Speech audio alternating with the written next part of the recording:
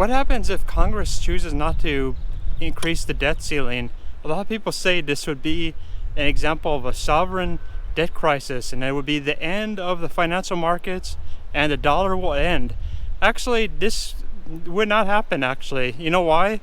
Because you have experience from this in your own life. For instance, let's say you ask your credit card company for an increase in your debt limit and they decline it. Does that mean you go bankrupt? I don't know anyone who has gone bankrupt because the credit card companies or some bank decide not to increase their credit limit. It just doesn't work that way. Why would you default because you didn't choose to get more debt? And the truth is that the federal government actually does make enough money from tax revenue to pay existing debt. Like the interest, I believe is like anywhere, I think $700 billion. Well, the government has the money to pay that. So if you're able to pay the interest, you don't default. It's just not the way it is. Congress would then have to actually prioritize existing spending. They would have to say, well, you know what, a lot of these bureaucracies, we don't really need it and we can't afford it because if Congress chooses not to increase the debt ceiling, it means they cannot get more debt. And why do they like more debt? Well, because it's easy. They don't have to decide to cut any spending, which means that there won't be any protests from special interest groups and things of that sort.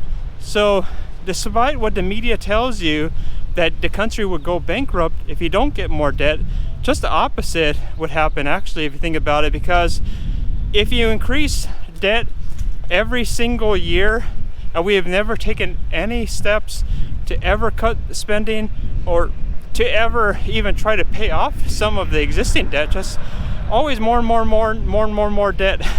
And at some point in time, it basically means other countries are going to question the value of the dollar because they're going to say, well, one day you're just going to rug pull us.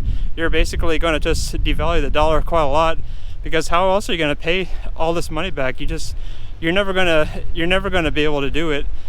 And so if you think about it, if this isn't the perfect time to cut spending when you have Republicans in the House, I mean, it seems like the ideal time period to do so. And they have the leverage. They could say, look, we're not going to increase the debt limit.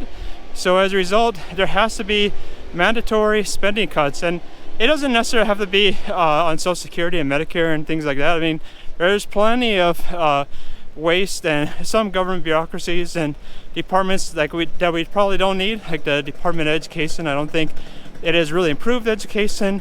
Department of Energy hasn't really improved energy at all, probably just the opposite.